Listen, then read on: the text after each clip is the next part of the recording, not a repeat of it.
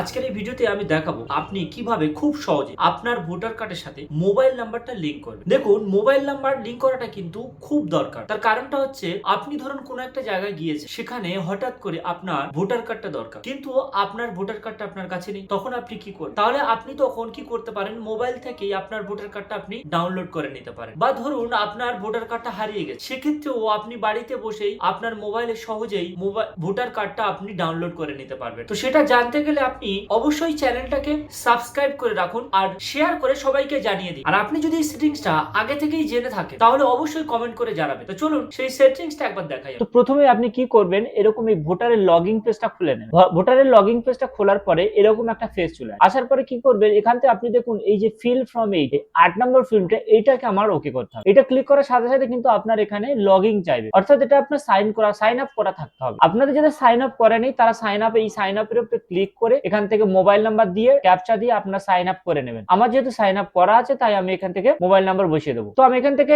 Mobile নাম্বারটা বসিয়ে দিই, দিয়ে আমি লগইন করি। তো এবারে কি করবেন, আমার ধরুন সাইন আপ করা হয়ে গেছে। সাইন আপ করার পরে আমি কিন্তু এবারে এই আবার যে ফিল ফ্রম 8 আছে, এখানেই আমি ক্লিক করব। এখানে ক্লিক করার পরে দেখুন এখানে আমার ভোটার কার্ডের নম্বরটা দিতে হবে। তো আমি এখানে ভোটার কার্ডের নাম্বারটা বসাবো। তো আমি এখানে ভোটার কার্ডের নাম্বারটা বসিয়ে আমি এটাকে সাবমিট করে দেবো। সাবমিট করার পরে ওই ব্যক্তির নাম, তার ঠিকানা, তার সবকিছু এখানে দেখাচ্ছে। তারপর আমি এখানে যে নিচে যে ওকে অপশন আছে, ওকে করে দেবো। ওকে করে দেওয়ার পর এখানে দেখুন, এখানে যে 2 নম্বর অপশন রয়েছে কারেক্টিভ এন্ট্রাইজ এবং এক্সিস্টিং ইলেক্টর রোল, এই 2 নম্বর অপশনের উপর আমি ক্লিক করব। করার পর দেখেন ওকে করে দেবো। দেখুন এখানে তার ঠিকানা সবকিছু এখানে রয়েছে। আমি যেহেতু আমি তার শুধুমাত্র মোবাইল নাম্বারটাই চেঞ্জ করব বা মোবাইল নাম্বারটাকে আপডেট লিংক করব, তো আমি এখানে কি করব, শুধু মোবাইল নাম্বারটাই ক্লিক করব। এখানে মোবাইল নাম্বারটা ক্লিক করার পর এখানে একটা মোবাইল নাম্বার চাই। তো আমি এখান থেকে একটা মোবাইল নাম্বার বসিয়ে দিই। মোবাইল নাম্বার বসানোর পর আমি এখানে নেক্সট অপশনে ক্লিক করব। নেক্সট অপশনে ক্লিক করার পর এখানে আমার প্লেস দিতে হবে। আমার পোস্ট অফিসের নামটা এখানে দিয়ে দিই। দেওয়ার পর এখানে আবার আমি নেক্সট করে দেবো। নেক্সট করে দেওয়ার পর এখানে আমার কিন্তু ওটিপি নেবে ওই নম্বর ধরে। তো আমার এখান থেকে যেহেতু একটা ক্যাপচা দিয়েছে, ক্যাপচাটা আমি বসাবো। ক্যাপচাটা বসিয়ে আমি এখানে সেন্ড ওটিপি করব। সেন্ড ওটিপি করার সাথে সাথে আমার এখানে একটা ওটিপি চলে আসবে। ওটিপিটা বসিয়ে আমি এখানে প্রিভিউ এন্ড সাবমিট মেরে দেবো। হয়ে গেল, এটা আমার এখান থেকে এটা ক্লিয়ার হয়ে গেল। পরবার নিচে এখান থেকে আমি একদম নিচের দিকে চলে আসবো, এসে এখানে দেখুন